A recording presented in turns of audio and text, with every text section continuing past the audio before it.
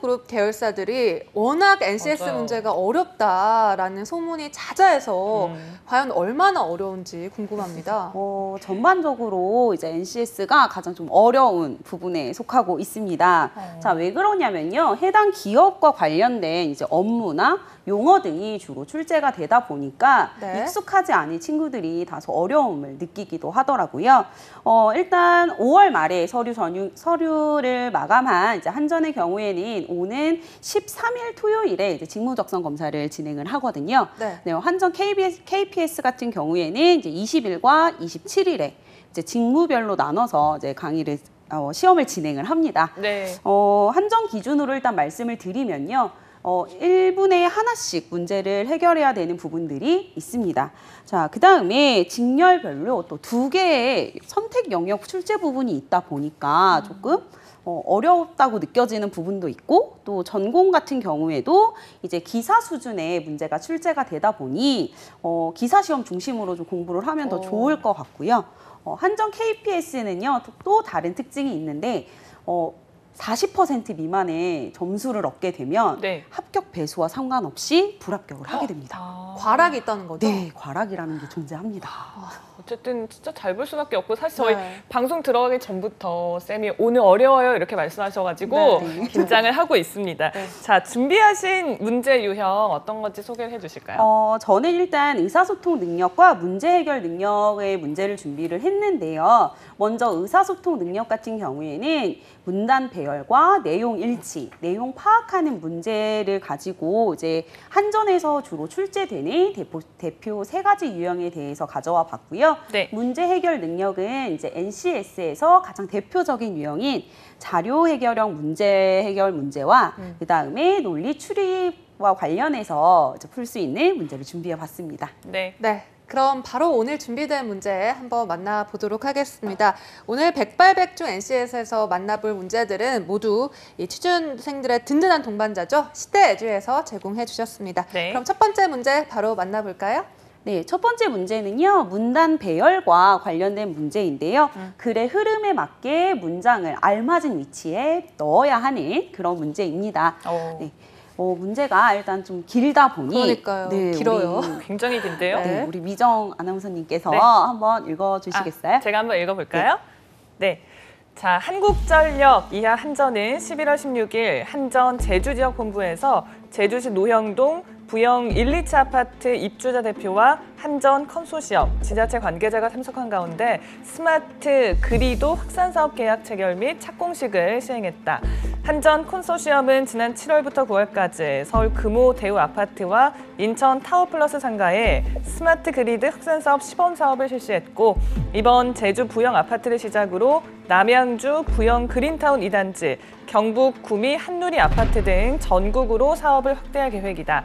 스마트 그리드 확산 사업은 아파트에 시행하는 AMI 기반 전력 서비스와 상가에 시행하는 에너지 소비 컨설팅 서비스로 구분이 되고, 아파트와 상가의 노후된 기계식 전력량계를 전자식 전력량계로 교체를 하고 실시간 전력 사용량과 전기요금 등의 정보를 휴대폰이나 전용 홈페이지로 제공하여 전기 사용을 효율적으로 절약할 수 있는 서비스다.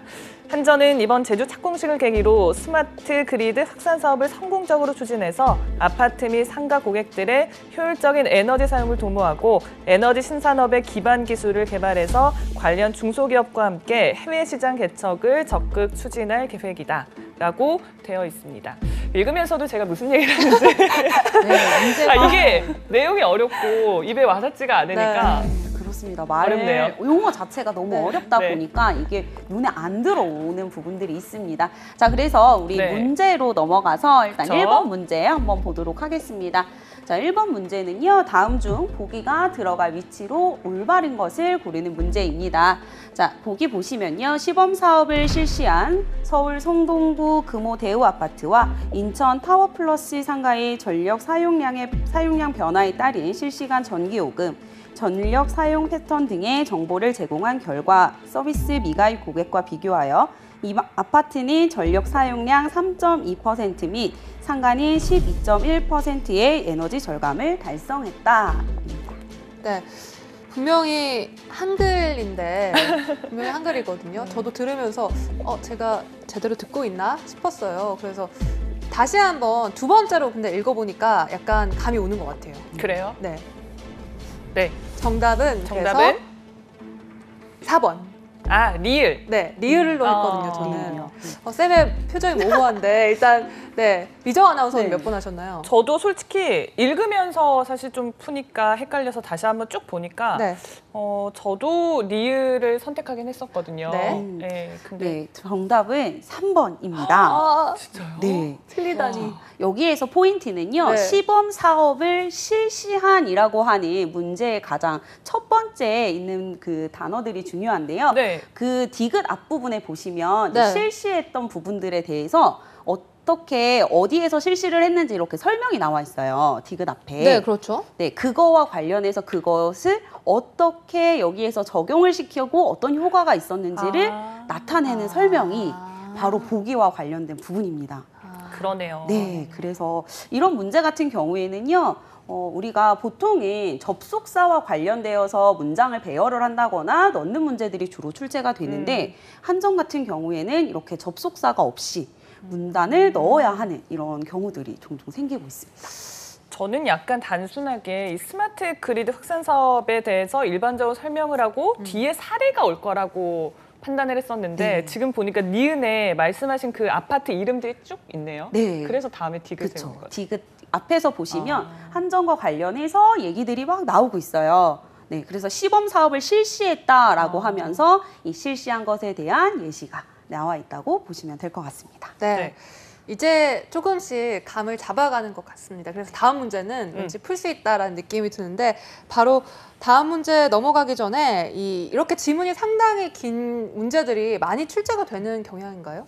네, 한전이 전반적으로 문제가 중문이나 단문보다는 네. 장문이 주로 출제가 아. 되고 있어요. 그래서 제가 오늘 가져온 문제 중에서도 제가 고르고 골랐어요. 그래도 조금 짧은 부분으로. 아 진짜요? 네. 이걸 짧은 거를 골라오신 거예요? 네, 이 부분이 상당히 한전이 유독 길더라고요. 아. 한전 계열사도 역시 와. 마찬가지고 전반적으로 문장이 너무 긴 편이고 길게 출제가 되고 있는 추세입니다. 그래서 어려운 것 같고 사실 독해력도 필요하지만 근데 내용을 보면 이게 한국전력과 관련된 거의 기사 내용 같은 그런 느낌이어서 관련 지식이 있으면 좀 쉽게 풀 그러니까요. 수도 있을까요? 네, 그렇죠. 아. 한전이 다른 공기업들도 마찬가지지만 유독 더 자기네 회사들에서 사용하는 그런 용어나 내용들을 주로 언어 영역에서 출제를 하고 있어요. 그러다 보니까 네. 정보가 있으면 확실히 눈에 더 빨리 들어오는 경향이 있을 수 있습니다. 그러면 초록창에 한국전력을 쳐서 관련 기사를 쭉 한번 보고 들어가는 것도 도움이 되겠네요. 네, 그런 부분도 상당히 도움이 되고요. 네. 또는 한전 그 사이트에 들어가시면요. 한전과 관련된 내용들이 뭐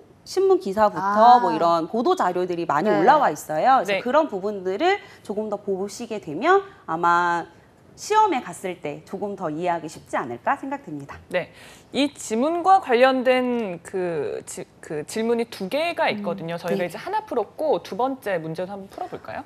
네, 두 번째 문제는요. 내용 일치와 관련된 문제입니다. 자, 지문을 읽고서 여기에서 알 수 있는 특징을 찾아내는 문제입니다.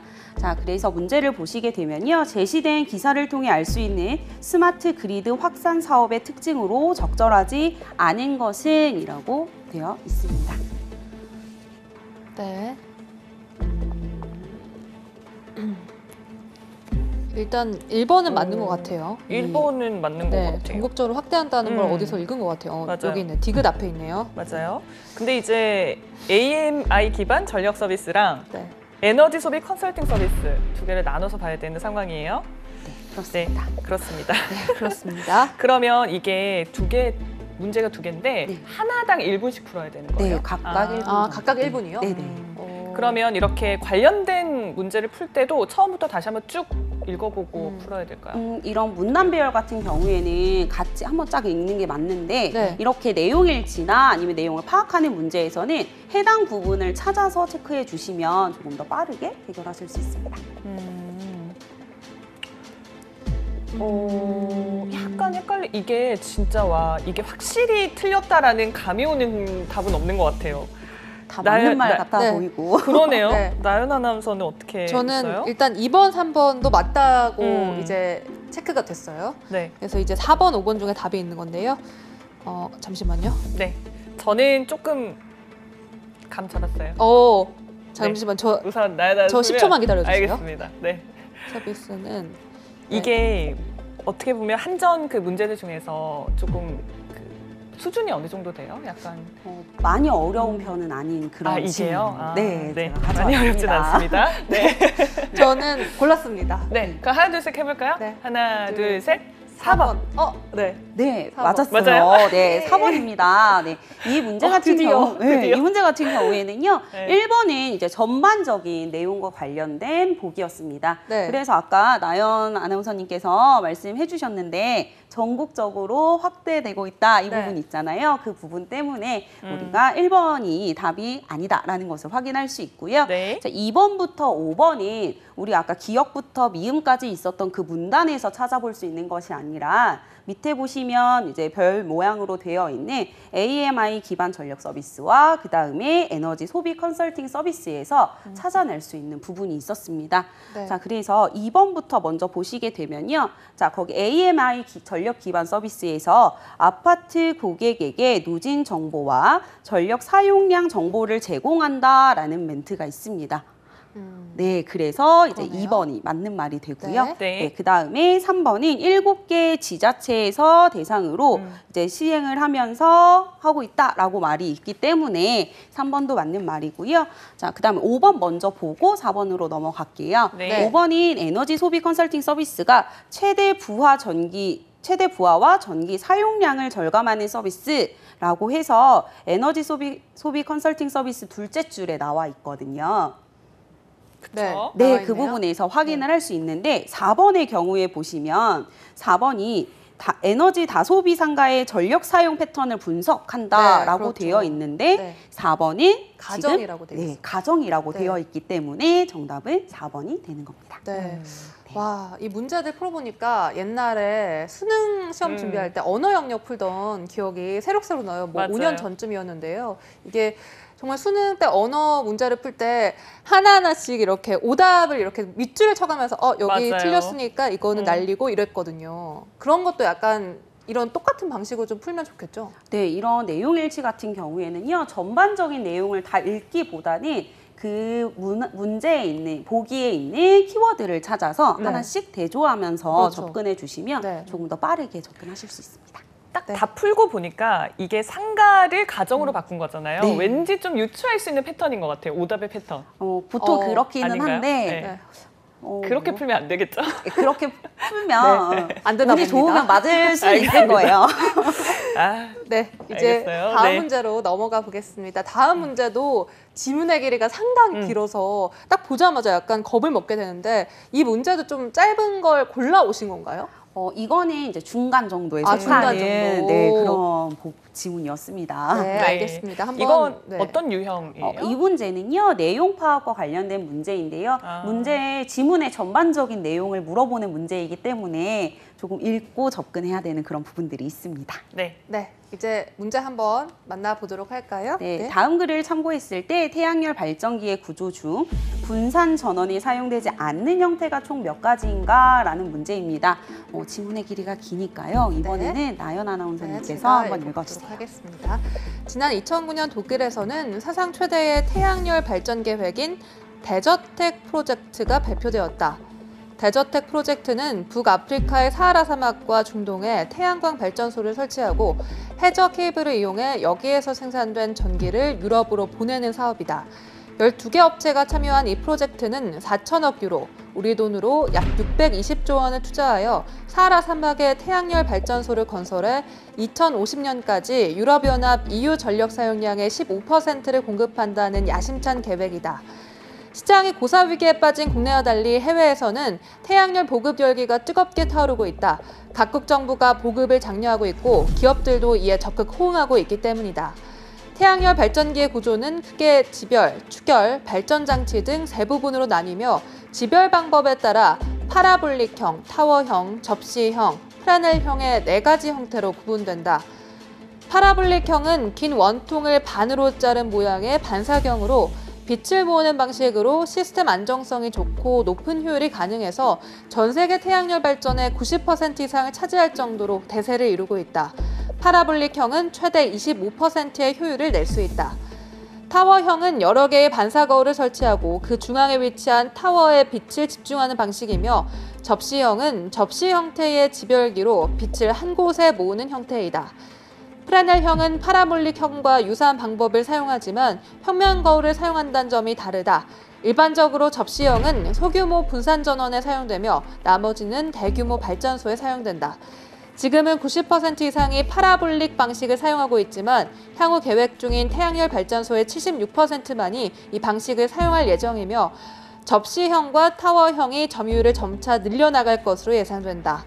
한편 2012년까지 미국 태양열 발전 시장의 40%를 파라볼릭형이, 31%를 접시형이 차지할 것으로 예상되는 데 반해 스페인은 96%를 파라볼릭형이 차지할 것으로 예상된다. 스페인은 발전소가 주류를 차지하고 미국은 발전소와 일반 가정용으로 시장이 양분될 것임을 시사하는 대목이다. 와, 고생했어요.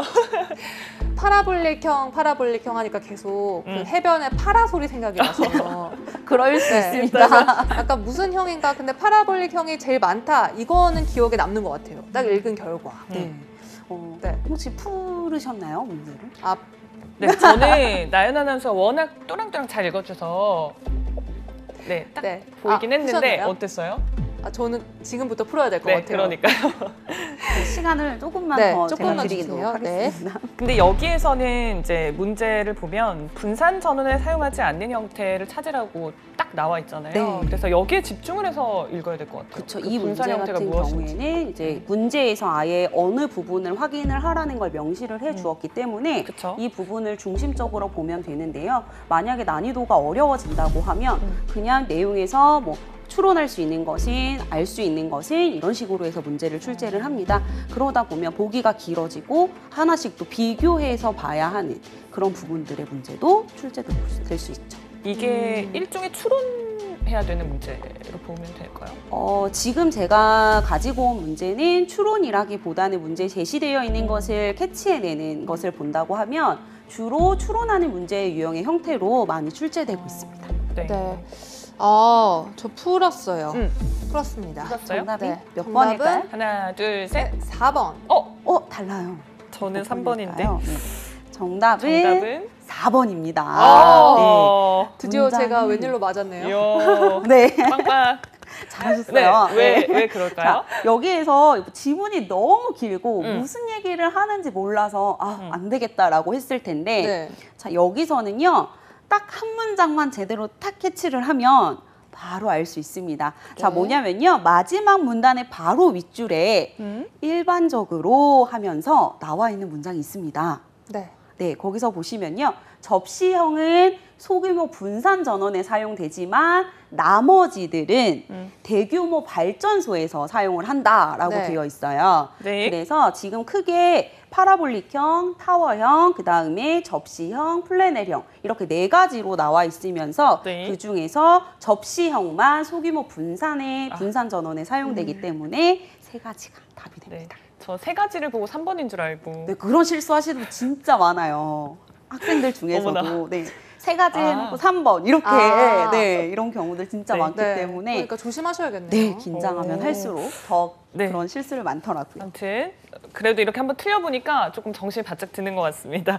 자, 다음 문제는 어떤 문제인가요? 다음 문제는요, 이제 문제 해결 능력 부분에서 나오는 문제인데요. 네. 바로 자료형 문제 해결형입니다. 자, 이 문제 같은 경우에는요, 조건이 제시되어 있고 조건에 맞춰서 문제를 풀어내셔야 되는 그런 문제입니다. 네. 조건을 쭉 한번 짚어주실까요, 네, 선생님이? 그러면 먼저 조건부터 한번 보도록 할게요. 네, 다음은 땡땡공사 A부서의 문서 정리 작업 일정에 관한 자료입니다. 다음 자료를 참고하여 이어지는 질문에 답하시오라는 문제죠. 그래서 조건을 한번 살펴보게 되면요.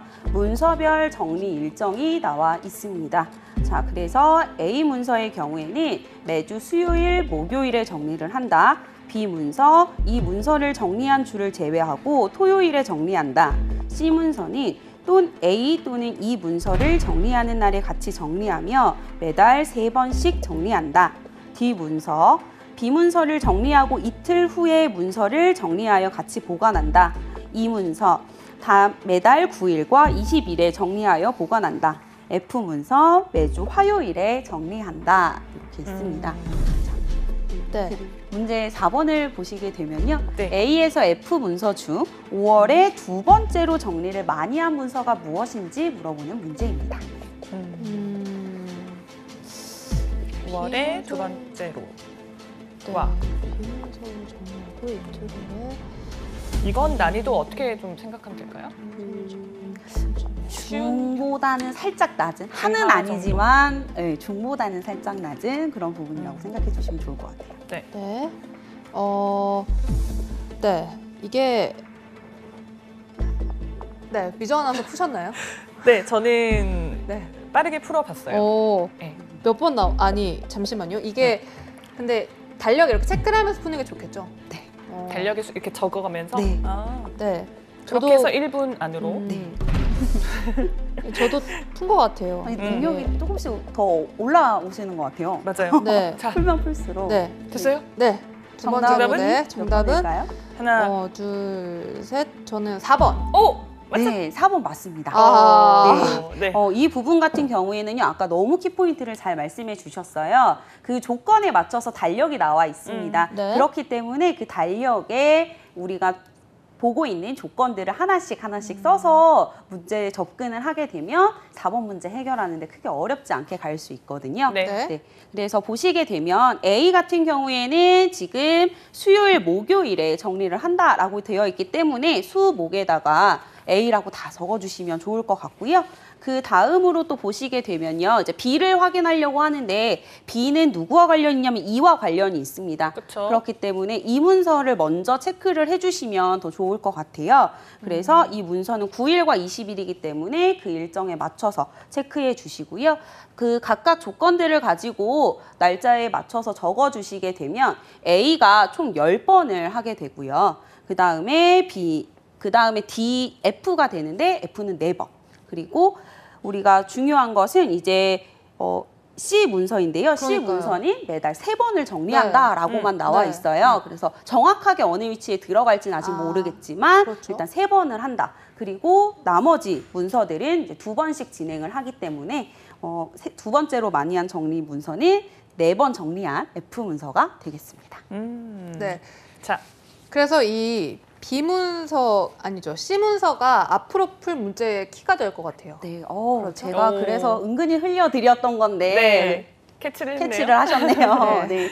네. 그러면 5번 문제도 한번 이어서 볼게요. 네. 5번은 5월 중 세 종류 이상의 문서를 정리하지 않은 주가 언제인지를 묻는 문제입니다. 네. 저는 그래서 답을 알 수 없다를 골랐습니다. 왜냐하면 이 그러니까 C문서가 어디 속할지 알 수가 없어서 저는 알 수 없음이 답인 것 같거든요. 미정 아나운서님은 네. 저는 알 수 없다고도 생각하다가 그 첫 주가 1일부터 4일까지 주잖아요. 근데 거기는 알 수 없겠네요.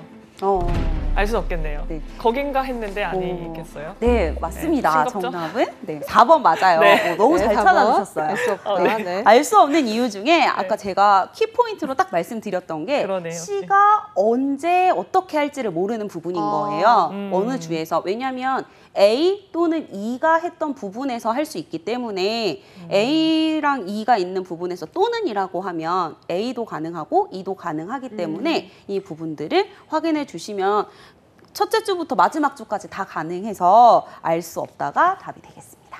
네. 네.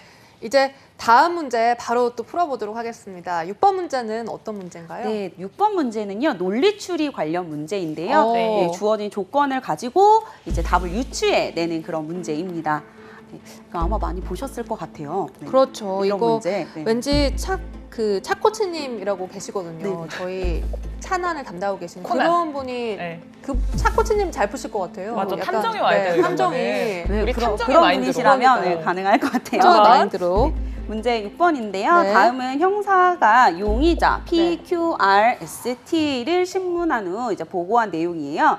다음 중 유죄인 사람이 올바르게 짝지어진 것은 이라고 되어 있습니다. 네. 자, 유죄는 반드시 2명이고요. Q와 R은 함께 유죄이거나 무죄고요. P가 무죄라면 Q와 T도 무죄이다. S가 유죄라면 T도 유죄이다. S가 무죄라면 R도 무죄이다. 라고 되어 있습니다.